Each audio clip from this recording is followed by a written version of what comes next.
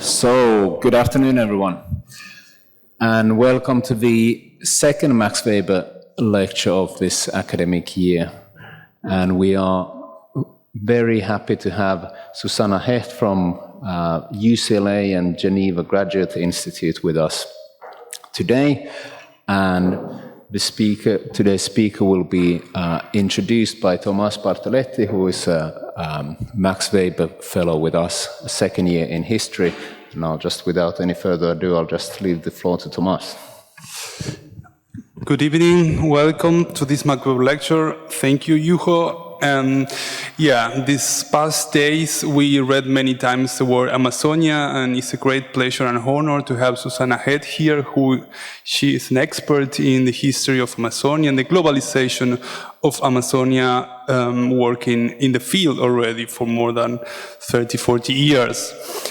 She's professor at the University of California, Los Angeles, and also at the Graduate Institute for Development Studies in Geneva. She's member of the Princeton Institute for Advanced Studies, and she received many awards and prizes, among many the David Livingstone Medal from the American Geographical Society and the Carl Sauer Award. She worked also for many agencies, international multilateral agencies in the United States, in Brazil, Bolivia, and El Salvador. As the title already tells, she's an expert and a specialist on tropical development in Latin America, with a focus on the Amazon basin and Central America. She's considered one of the founders of the analytical approach known as political ecology, which includes, in her case, the studies of political economies of development, from corporate frontiers of cattle and export commodity agriculture like soil and oil palm to populist land occupation. The many fields that she published cover rural development, climate change, and forest politics, and also indigenous and comparative knowledge systems in history. Her methodologies are quite innovative and also in its transdisciplinary spirit, combining soil science, ethnography, agroecology, economic history, and remote sensing.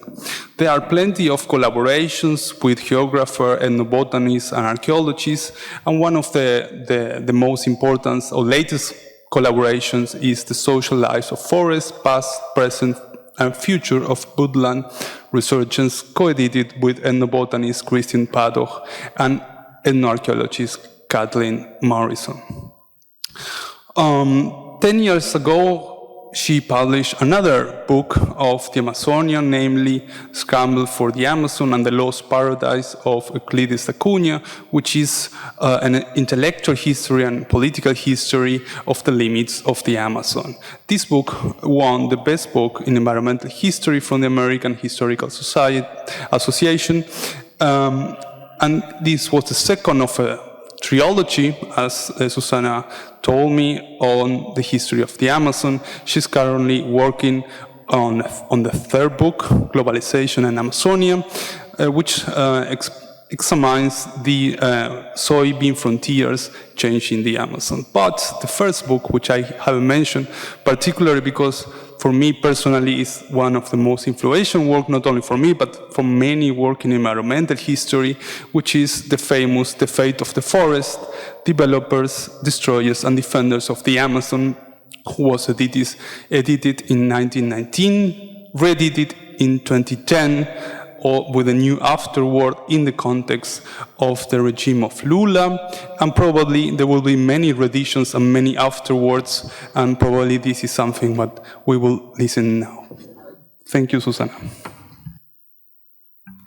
Well, I'm delighted to be here and very honored to be here. It's quite an unusual time because of the election, and also Fate of the Forest just got translated last week, so it's going to come out in Portuguese in the next weeks, just in time for the big melee over Amazonia. As you might have read in the little abstract, what's interesting about Amazonia is it is a place of alchemic dynamics, where things are changed from one thing into something else.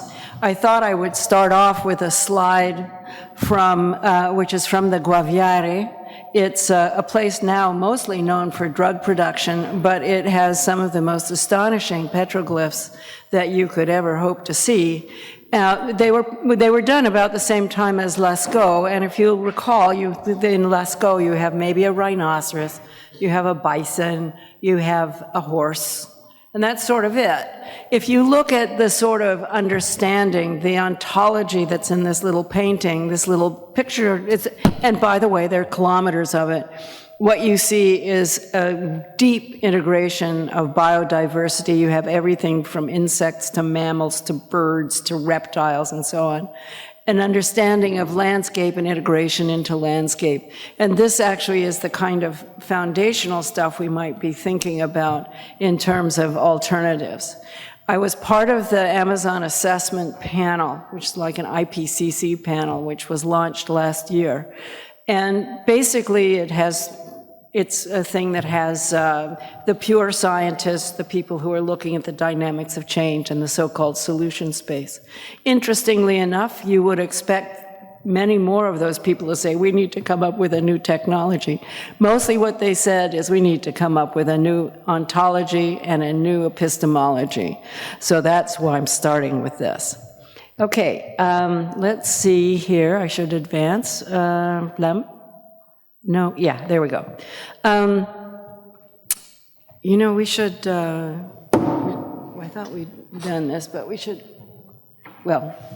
just get it into full screen although I love or is it full screen for you, behind me? No, it's full screen. Okay. I put this up because, of course, the question of tipping points is on everybody's lips. You had a nice warm time this last year. So did China, that had a heat wave for 3 months. I don't even need to talk about California because it's perennially on fire now. But the point here is looking at global warming thresholds. And what you see here is that there are certain areas that are particularly vulnerable and very close to their tipping points. One really doesn't want these tipping points because the planetary system is extremely volatile now. So we'll all be very unhappy if we exceed these. And what is interesting, if you look here, I'm going to go back for a minute. Let's see, this is really my pointer, right? Yeah.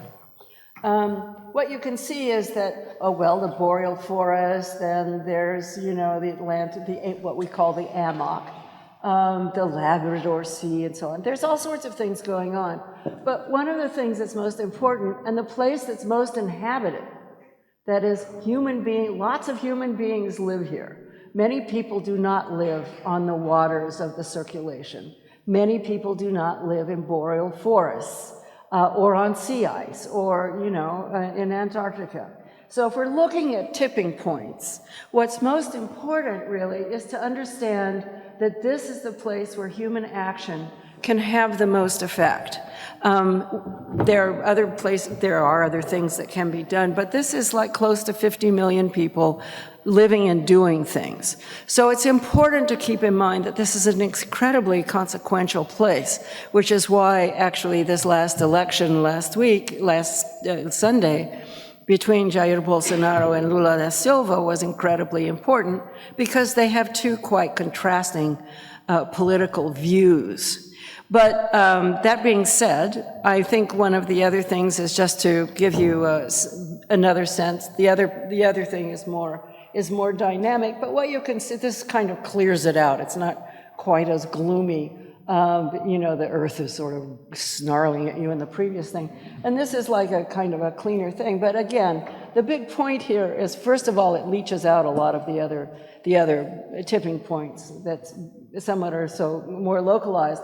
But these are also all cascades. They all affect each other. So they're really important. And once again, Amazonia has an extremely important role in this, again, mainly because it's inhabited. So let's go on. The other thing is, forests used to be central in the carbon dynamics of the planet. Not only do they store, hundreds of billions of tons of carbon, but they also suck up lots of carbon. So along with the oceans, which are our main sink, tropical forests are sort of number 2 on the line. And what you have in this case is that the Amazon, first of all, we always pretend we throw these numbers around as though they're, of high precision. They're reasonably precise, but, let's not go overboard. But the point is that Amazonia used to suck up about 2 billion tons of carbon a year, and now that is reduced by half. And one of the reasons it's reduced by half, which I'm sure doesn't come as a surprise to you, has to do with this development corridor here, which is where if you eat chicken from lots of places, you'll be finding that you're a part of the story there. But the main point here is that it's basically the carbon uptake is now down by about half. And there are areas, so Amazonia is flipping. Some of that is due to land use change, of course, and some of it's due to the interaction with climate change, and it's also due to a larger set of human processes. So if we're going to think about political ecology, we have to we can't just say, oh dear, there are tipping points. This isn't if we could just, in California they say this, if we could just all drive Teslas, everything would be fine. No, everything will not be fine, no matter how many Teslas and Elon Musks there are. So the big question is, Amazonia is becoming a carbon source, so also actually is the Congo. But what's important to really get at is what are its dynamics right now. Now, because I'm in Switzerland half the year, of course, everyone in Switzerland is going crazy because it's heating up at the glacier loss is going at 6 times the rate that it used to be going at. And what this means, of course, is water sources. I mean, it's great for glacial archaeologists who are coming up with all this exciting stuff, all these artifacts that were dropped, centuries ago or millennia ago. But what you can see is the rate of loss, which is not nothing. And some of that, of course, is due to the sort of planetary dynamics that are going on. But remember that glaciers are the big water tanks of the world in what we call the third polar regions, which is all the mountain areas. So these larger scale things have very local effects. And so it's important to keep in mind that even though Europeans may sort of feel out of the equation somehow, that actually they're extremely vulnerable to climate change as well, as we know from last summer too. So I thought what we would do here is look a little bit at some of these ideas about panarchy, which is the reorganization of systems, the anarchy of systems, and tipping points. This is more or less a little bit of some theory for you, but the main point really is, first of all, that you have sort of 2 dynamics of change. You have the slow and the fast, and systems respond differently to them in terms of their rate of change and their reorganization. There's not a single equilibrium when you're done. So that's the other thing. We keep going into multiple disequilibriums. I think I'm going to stand up because I'm going to get like a crick in my back. So excuse me here while I sort of remobilize. I'll hit this one in too so that I can just bellow at you from a distance. So the other thing is that we look at these kinds of changes and we don't really understand exactly what their consequences are. So I'm not going to go into this in too much detail, but the patterns and processes are discontinuous. That is, that they don't necessarily follow those smooth lines that we like. They can go up and down, and you've seen so many of these graphs, I'm sure, that this is not news to you. The other thing is that these scales align at multiple levels and multiple processes, so these questions of alignments make a lot of difference. You can have a great thing working at a locality that's simply just undone at a different scale. So these scalar processes, these temporal processes, these levels of organization and disorganization are really key. The other thing is, again, these nonlinearities are important, and then this question of tipping points. So we've been talking about, like, and then Amazonia will flip into a savanna, or Amazonia will stop taking up carbon. It will do that, but the thing about tipping points, which you really hate, is you can kind of think of them in a kind of quantum mechanics way. There's a lot of buffering in the system, and then all of a sudden it can't buffer anymore, and it goes into a different kind of state, a anarchic state. It will reorganize itself afterwards, but the form is not necessarily predictable. So this is why we are a little worried about that. And why, actually, from the ethnographic literature, looking at these questions on climate, people are saying, well, wait a minute, why don't we use this idea from indigenous people that there are pluriverses? There's lots of different kinds of Anthropocenes you could have. They don't all have to be the same. We fall perhaps a little bit into the modernist fallacy that everything has to kind of look the same. That was the modernist universalist idea. But in fact, in Amazonia, a hyper-diverse place which is represented as hyper-diverse and complicated even 14,000 years ago, let alone in the languages and so on. It's the 300 languages that reside in Amazonia. So the other thing is that we're looking at a bunch of different things, primarily what I always like to say is you thought the clash of civilizations was, the Orient versus the West. Actually, the real clash of civilizations may very well be tropical indigenous knowledge systems and the people who can practice it and the modernist residue. And that battle, by the way, is, is being played out in the Amazon as we see.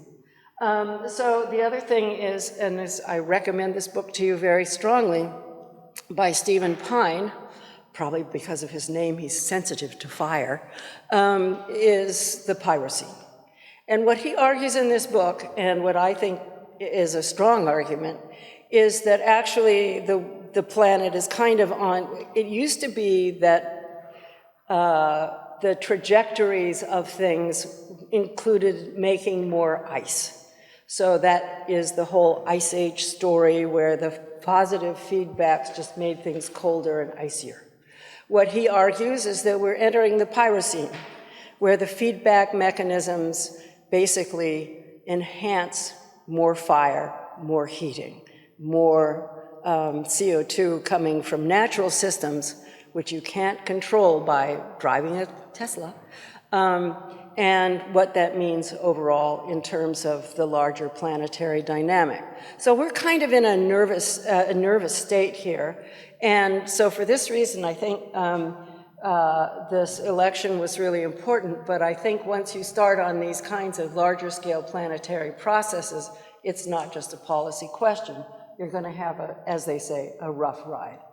Okay. What's important in understanding the Brazilian situation is that in 1988, they began a new constitution, and it was a very inclusive document. It was a document that was crafted by indigenous populations, quilombolas, these are Afro-descendant populations, various sectors of civil society, in the creation of a really exciting document that is what's called the Constituinte of 1988. And what did it do? And it's important to think of this historically because it sort of sets a precedent for how we can understand Lula's extraordinary moment when between 2004 and 2012, deforestation in Amazonia dropped by 82%. So this gives you kind of an institutional background about the conditions of possibility in Amazonia at the time.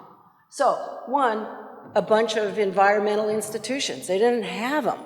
You know, it's like they had a forest service. Of course, they would have a forest service under the military dictatorship, but something that looked like the environmental, the EPA, the Environmental Protection Agency, a conservation area, that's the InBio, and a number of things. New emergent legal frameworks, including that nature has a right to exist and people have a right to a decent environment. Now, you know, those are kind of, how shall we say, rhetorical deals, aspirational language, anything, but they become important if we go to this over time. The other thing is that, of course, this is we hit the 90s, and this is the era of neoliberal politics and the Washington Consensus. So there's a lot of interest in how markets might help. And so what you get is sort of an emergence also of green markets here, well, environmental markets basically for payment for environmental services. So if I have a polluting something or other in California, I can buy some territory in Brazil to offset which will suck up the carbon that I'm generating. California is very famous for this. And then reduced emissions from deforestation and degradation. So again, that's payments for people to protect forests. So it's using a market and legislative model, a regulatory model, in order to move this forward. The other thing is that we have this sort of expansion of what we used to call social markets, that is, but it's now socio-environmental markets for things like, we might call this, you might think of acai. Anybody here eat acai? Boy, if this were California, every hand would go up. There we go. Thank God there's someone. But it's delicious, and it's superfood and so on. So I urge you to do it because it's grown by small farmers in very complex agroforestry systems. But there are also things like cacao that are grown in complex systems, maca. These are from the world of where everybody eats these weird things all the time in order to be more beautiful and more healthy. Anyway, but of course there's coffee too that's grown in complex systems. So the point is that there's these emergent agroecological markets. The other thing is with the return of democracy, at least for a while, what you had is an expansion of NGOs, environmental NGOs, social NGOs, and so on, who basically sort of midwifed a lot of these environmental things.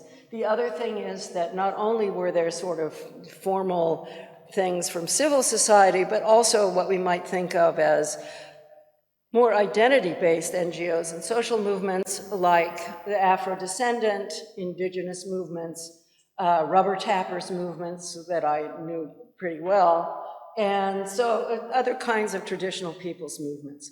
So these start to really construct things, and the other thing is essentially what we had was a movement away from what we call the Murist model, which is like we have in California, which is you have national parks in which people don't do anything except, you know, drive around and take photographs, and maybe go hiking.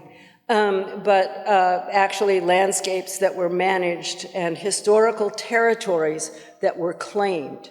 Now, there are many historians in this room, so one of the things that was really interesting about this was the use of historical claims in order to have land rights.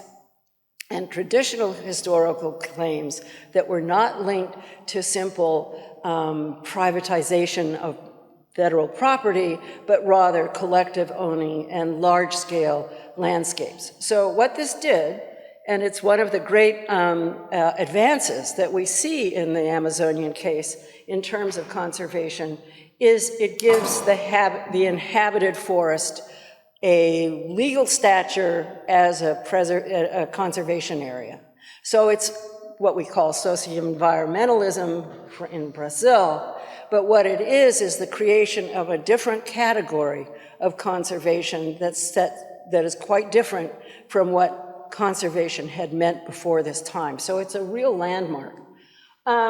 Let's see, then there's also, so we have this stuff going on where you have the institutional development in the state, you have democratic things, you have an expansion of political rights, and these these land rights also sort of nurtured what we might call insurgent citizenship. So it was really important because people began to have citizenship rights instead of being wards of the state or invisible to the state.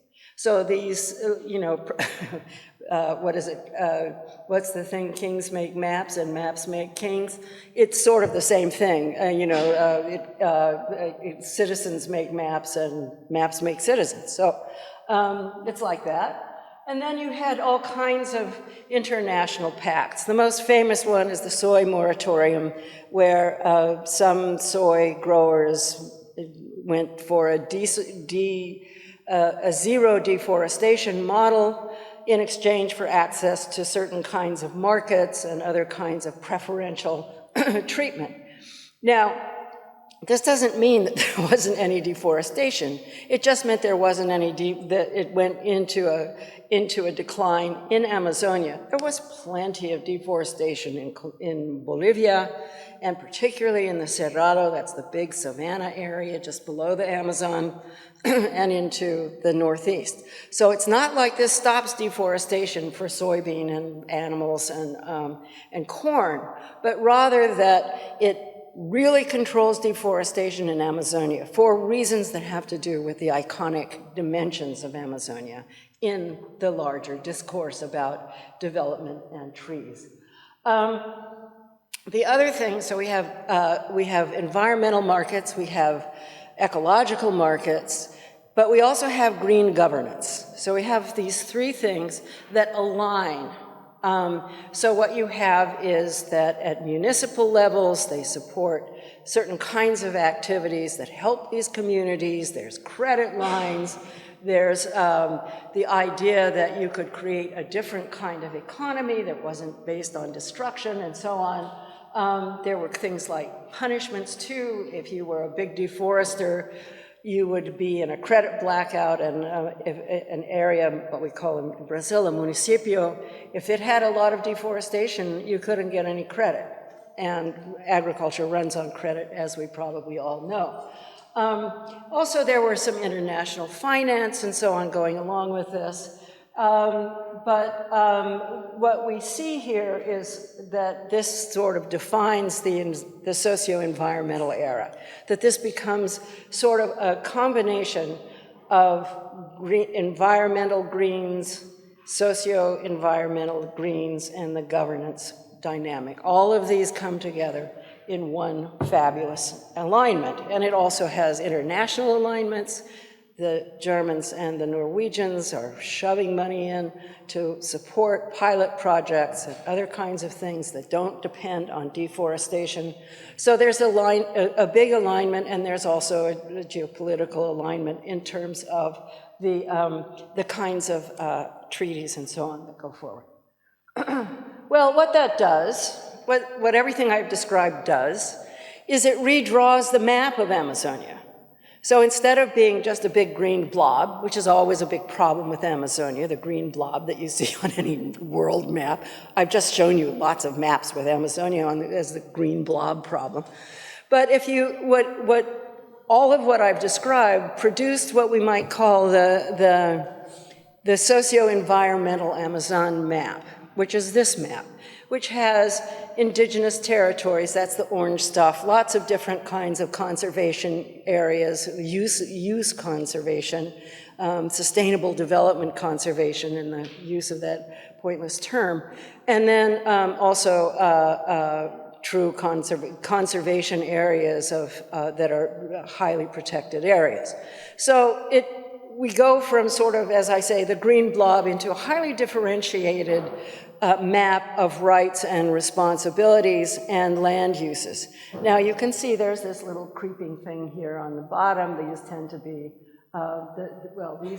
this is the Amazon biome, but you'll see in a few minutes that what we'll start to do is to put other kinds of things on this landscape. Okay, there's some other issues that go on. This is a very exciting set of developments that I've just described to you. But when we look a little closer, what we see is that this is also a time, it's not like Latin American states have a high reputation for stability. They go through a lot of different coups. They swerve right and left. They go up and down. So it's, they have a lot of problem with flailing states, with problems of governance, and also elite capture of sectors. That is, the classic case, of course, is Ecuador with the capture of the oil sector. In Brazil, it's, of course, what we call the agro-industrial sector, or it's called the Banca Ruralista in Portuguese. Anyway, you also have the emergence of a lot of clandestine economies because of the sort of failures of the state. So we put a map up, we put some institutions up and so on, but you can't just go from that into the capacity to control space. So there's a lot of value in forests, and so what happens is you get and there's been clandestine economies there for hundreds of years. So and routes of exchange and pathways for movement of clandestine products. So what you get then is basically a dynamic that is well placed for resource plunder. It has no legal accountability, really, for environmental crimes, maybe drug crimes, but those are not the same.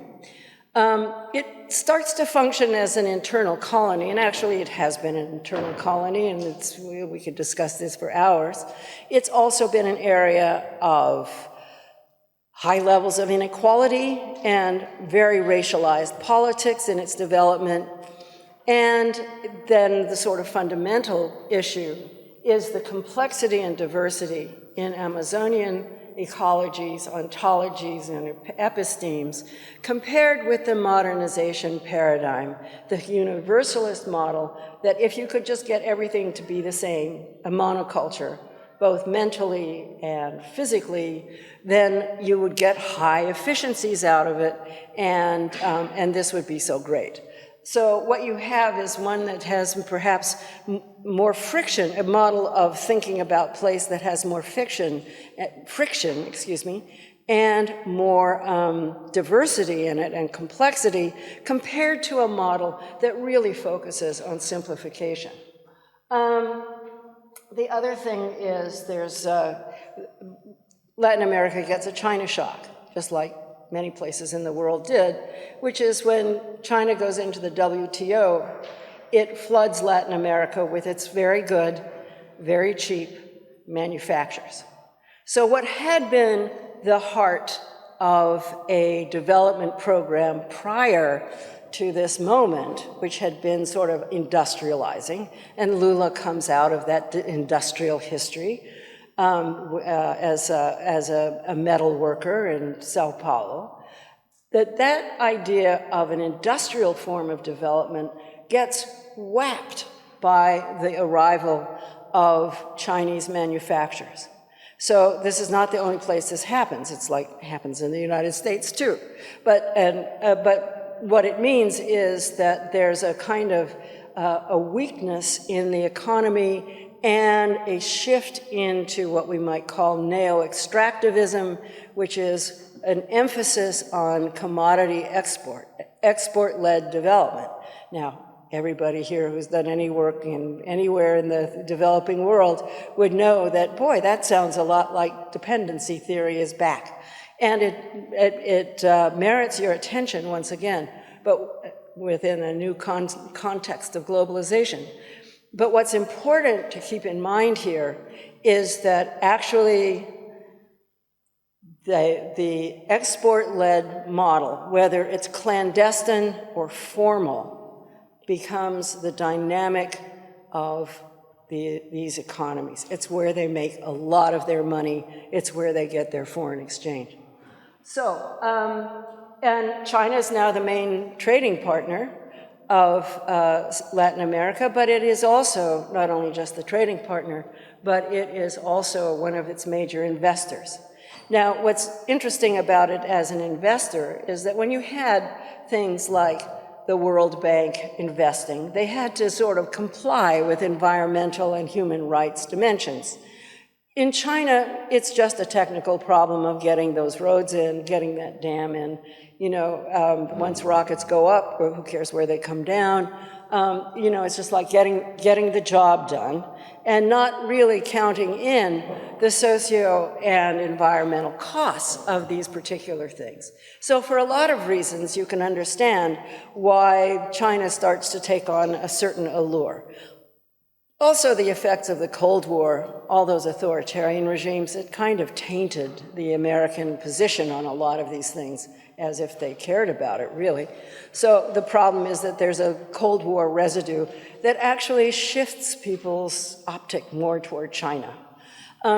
So the authoritarian capital model, whether you're looking at it really from the sort of left or the right, starts to be a little bit more appealing than it used to be. There's new forms of financialization that also happens. As time goes on, the sort of decay, if you will, of the Washington Consensus means that in a certain sense, the role of the state and the capacity of state-led development per se undergoes a shift. It supports a lot of private development, but the ability of having, how do we call it, accountability to the state or other actors like the state goes down. Capital starts to come in and move pretty much by itself. So this is kind of a simple version of that story, but you get things like hedge funds moving in, contract buying, sort of offshoring of agricultural production. I'm not going to go into too much here. Well, let's go forward.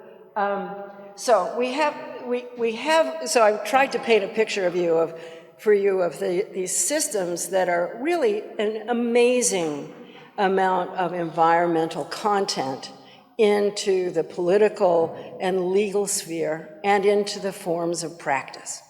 But there's another thing that's going on at the same time, which is in that sort of macro scale, there's a lot of instability, and there's real structural change in these economies as it shifts from trying to be a sort of, that modernization model of being an industrial economy into a kind of retrocession into an extractivist economy. Well, I'll show you in a moment what sort of happens. I've given you a sense of the dynamics. Well, what happens is this. Jair Bolsonaro, yes, this is what I wanted to have then, but. So if you look, what you can see is that we have some peaks in deforestation. Lula comes in, he mobilizes all of that environmental stuff, but in a context that's really a little bit more unstable than you might think, and also quite a bit more powerful than perhaps he's even bargained for. And so what you get is this period from 2004 to 2012, where deforestation declines by 82%. Almost unimaginable if you think about how much it takes to turn that giant ship around. And then what we do is, let's go back here. Let's go into the natural experiment that we're now going to perform. So we have an environmental apparatus, and everybody loves a natural experiment because it tells you about some things, right? So now what we're going to do is we're going to take all of those off. And we do this with Jair Bolsonaro. So he stops demarcating indigenous lands, which is always very important in terms of slowing deforestation. It's a block. He puts it under the Ministry of Agriculture. He has an assimilationist policy, that is, indigenous people want to be people, as opposed to a meal. That, if you followed these debates, they had a moment, of course, where Jair was accused of cannibalism.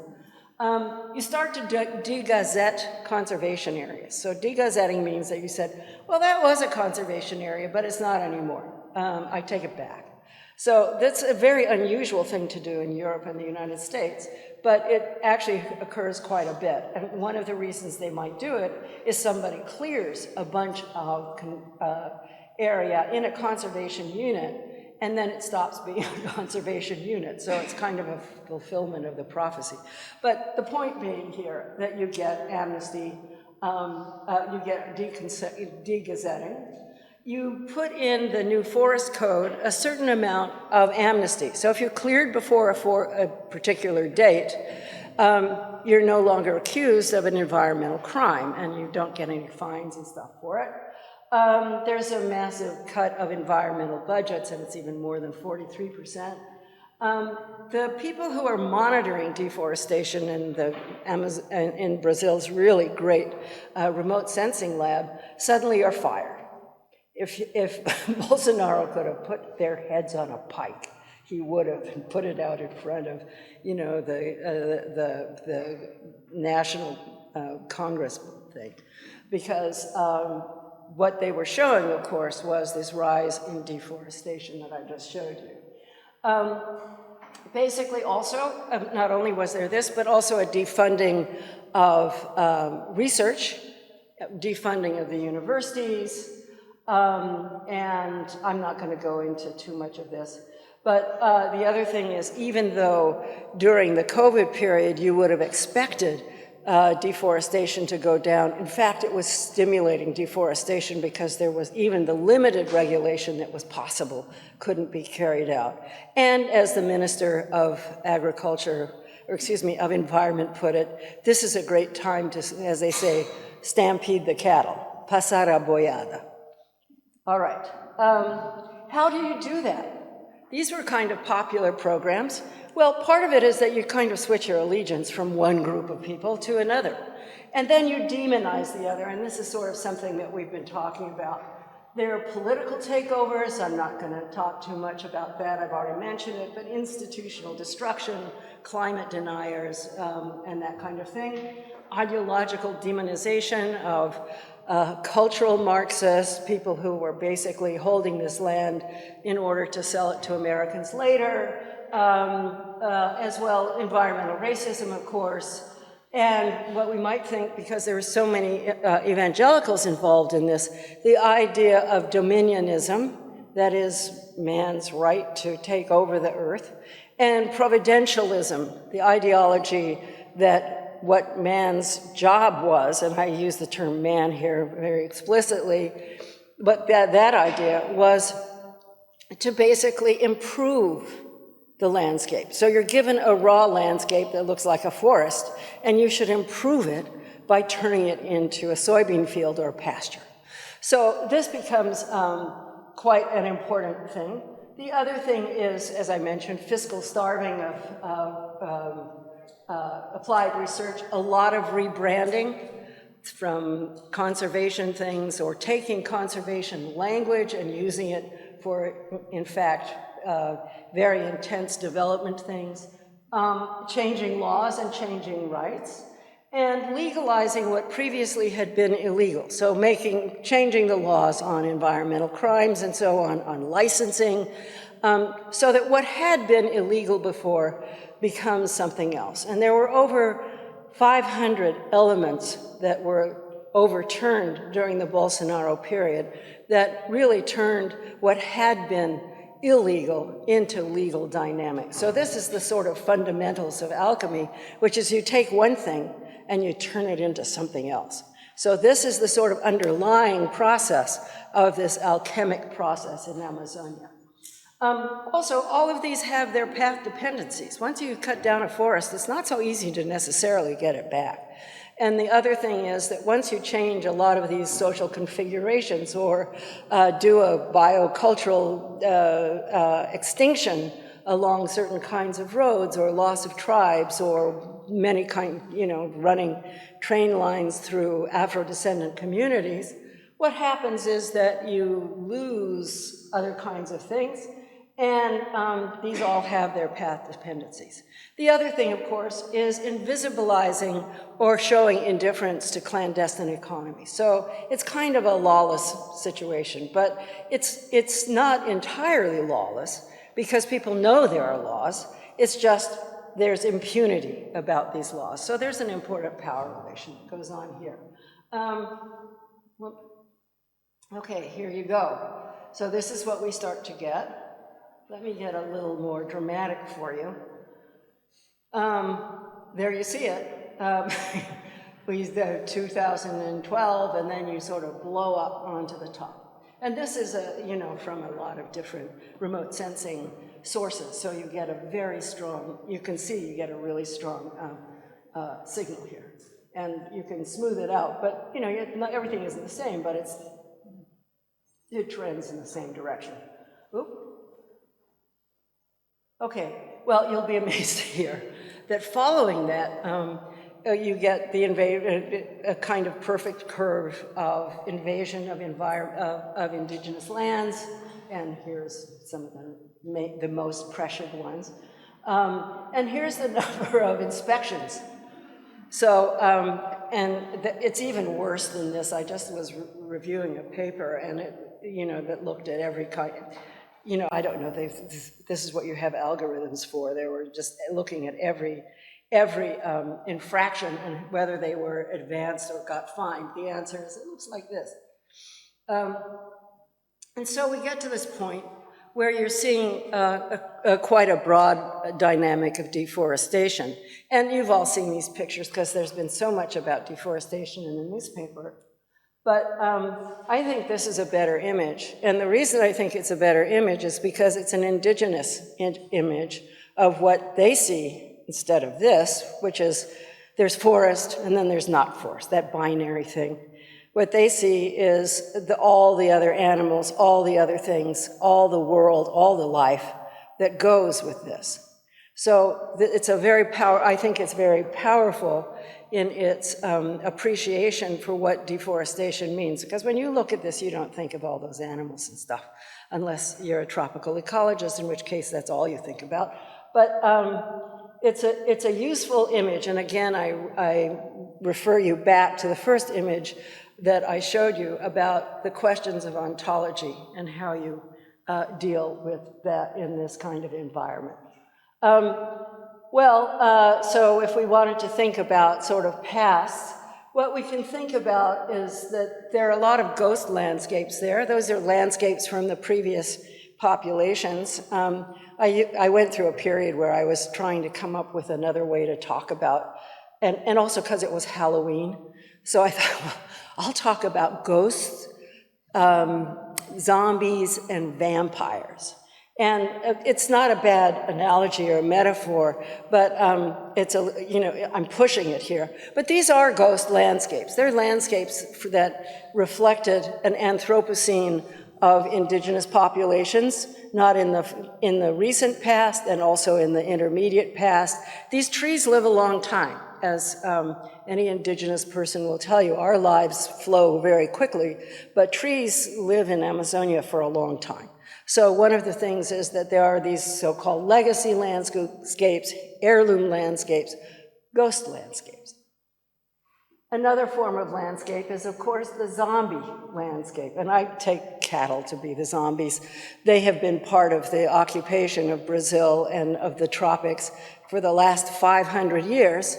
And, they sort of come in and, they're part of the undead. They come in, they eat everything up, and then they themselves will be consumed. And they seem nice enough. They're mobile, they're undead, but they're soon to be dead. So it's a kind, but they have a long historical role in capturing land, capturing resources, and in creating inequality in tropical landscapes. And then this is the real Frankenstein, because these are GMO soy fields. And so these are frankenfoods, if you want. And so this gives you sort of a way to start maybe thinking about some of these things in ways that are a little more dramatic than if I say the soy corn system. If it's an exhausting time of day, you might go, yeah, that. But if I say a Frankenstein landscape, you sort of, you perk up a little bit, I hope. Anyway, off we get. So here we have just another. I worked in the livestock sector a lot for a lot of different reasons. So I tend to, as they say, load up on livestock pictures. But this gives you sort of a sense of these dynamics of these of the zombification of landscape, turning it from a productive, living, vibrant thing into an undead, but still there landscape. Well, there's soy and so on. I'm just going to throw this up. But one of the things we might think about at this particular moment is the impact of disruptions elsewhere on Amazonian dynamics. Ukraine, of course, comes immediately to mind, and the sort of questions about oil crops and their availability. So there's these markets are really strong right now. So they're almost speculative markets. The other thing, so it's important to keep in mind that disruption, this is what climate scientists call teleconnections. Stuff going on here has a big effect there. And that is sort of the unification of the ideas of planetary processes and globalization. And then you have this, like what, I don't know why this isn't, anyway, it doesn't matter. But gold mining is, of course, exploding in Amazonia. It's labor intensive, it has a lot of diverse labor relations, but one of the things that's important is that you can get money off of it and put it in a plane and fly it to Lima, and it goes through a little laundry in Lima, or it can go through a land laundry in Amazonia or in Miami if you want. But the point is that under conditions of insecurity, people move into gold as a hedge. So we're seeing a lot of expansion of gold mining, and most of it is illicit at this time, partly because of global instability about where to put your money. This is just an image of where this is found. You'd be surprised there's much more in the central part, but this is just to give you a sense of this. There's the illegal and the clandestine. These economies, as I said, are increasingly characterized by at least an illegal moment in the larger trajectory. So a lot of things that may be in the formal sector, like soybean production, actually have a phase in an illegal dynamic, which has to do with land grabbing. And of course, I just mentioned the cattle wash, the cattle laundry. When I have a chalk, I draw a cow under a shower. So this is one of these really central mechanisms. And once you have, it goes back to old legal rights, the clearing for claiming, the uti possedetes for you doyens of Roman law, but also the idea of effective use. A forest by itself with a bunch of people living from forests and other things isn't considered effective use. The legibility of these deforested landscapes make them actually important. And what it means is, one, you can make claims on the state, and you have the right to certain state activities. Also, one of the major dynamics that we're seeing is a lot of speculative gains, but also those gains, capturing this land gives you rights to resources, it gives you political rights, it allows you to make citizenship claims and to capture institutional rents. So it's not just a sort of simple thing of turning a forest into something else and having that something else, that soybean field, being all that you're capturing. There's much more going on. So this is really an important thing. The other thing is, of course, there's a certain amount of corruption with this. The other thing is the redefinition and rebranding of invisibility, so I won't go into that too much. But the other thing is that these clandestine and criminal circuits essentially institutionalize a set of corrupt processes, and these link up with new forms of financialization, and essentially what we end up with is a dynamic in which there are a lot of invisibilities, there's a lot of impunity. Even if it's legal, it has some part in an illegal chain, for the most part. And as it hits the global market, you don't really know where it's coming from. And this is particularly true for gold. All right, we're just getting, I think what we'll go forward here. Oh, I mentioned the Ukrainian war. Also, you might not think of Amazonia as being, how shall we, Saudi Amazonia. It has huge amounts of oil. which are being developed. About a third of the territory of Amazonia has oil underneath it. So what you see is these kind of new oil states. Guyana is now, I think, a full vassal state of Exxon. But there's also those Central Brazil Amazonian projects, which has real, and I'll get to that in a minute, has really big implications here. I'm going to zoom a little bit. I've already gone through this. The other thing is, and I really want to emphasize this, we're looking at the consequences that produce land clearing. But the real thing is the drivers of deforestation. So one of the things is the dynamics of road construction. And it would be kind of difficult in most countries in the world that weren't in the Amazon biome to build a separate road. What we have now is that about 86% of the roads in Amazonia are unofficial roads. The Federal Department of Transportation only addresses about 23,000 kilometers of formal roads, but we're looking at about 3 million kilometers of informal roads that are really important drivers, so to speak. So the point being that with roads, you have access regimes that allow you to capture all the things that I've mentioned already. And then the other thing is, it is an important job creator in the absence of other options, along with these clandestine economies. So you have to sort of see these things cascading together. But it's important to realize that 41% of the rainforest is either cut by forests or cut through by roads, and within 10 kilometers of it. So it has high possibilities of land degradation. So when we're looking at these numbers, remember that there's all of this going on, and why just simply having Lula in place might not just be the answer.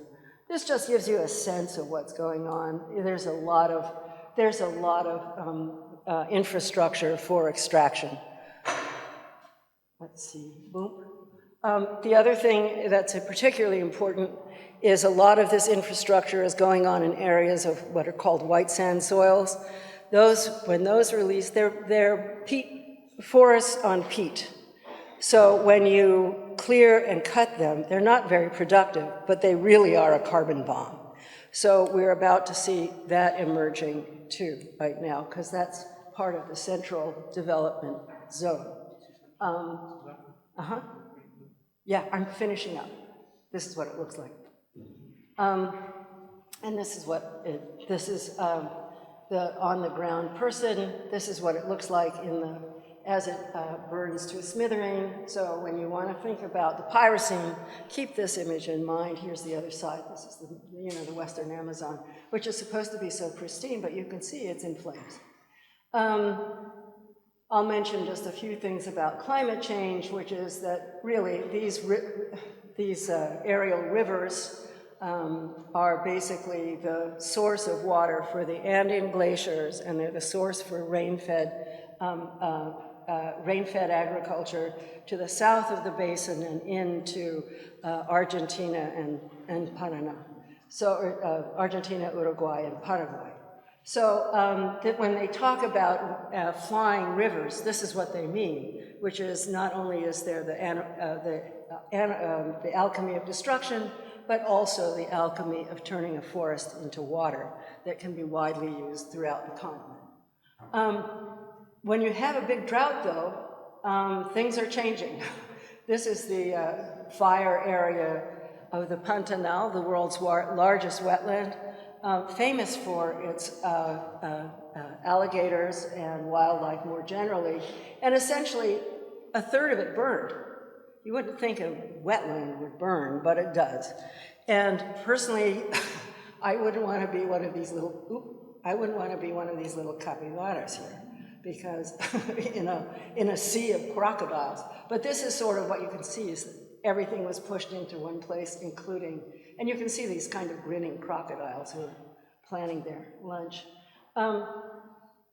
Also, if I may mention, there's always that line in Casablanca where Lewis says, I was shocked to find that gambling was going on in going on in my establishment and is going on in the war.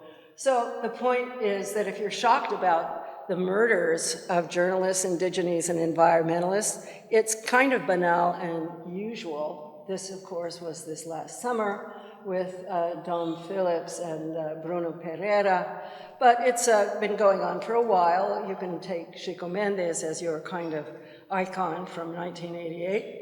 And then the real response to it has been, as they say, a hippo-like yawn, which is, oh, again, well, this will pass. And probably it will. But we now have Lula. And his motto on one of his campaigns was Sem medo de ser feliz, which is without fear of being happy. And what you can see is everybody is wreathed in smiles and really happy about this election. So we can just hope that we can turn this into this. Maybe, maybe not. It's a little more complicated, I think, I've portrayed to you, than just having an election and a person who's committed to these things, because there's many structural things to overcome, and you wouldn't expect so much change in just a few years, but there you go. It's the great acceleration. And then let me just end here by pointing out some words from Euclides da Cunha, the great writer on the Amazon and anything else you wanted to read, which is, Amazonia is the last unfinished page of Genesis. It's always writing itself. So as that last page, we don't know what that last page is going to be. But what we do know is that such is the river, such is its history, always turbulent and always insurgent. So if anything, this is, if you will, a bias for hope. And I'll end with that. Let's see, maybe I have, oh yeah, this was a big separate thing in the New York Times. The Amazon has seen our future. Well, maybe, maybe not. We'll find out. Okay, thank you very much.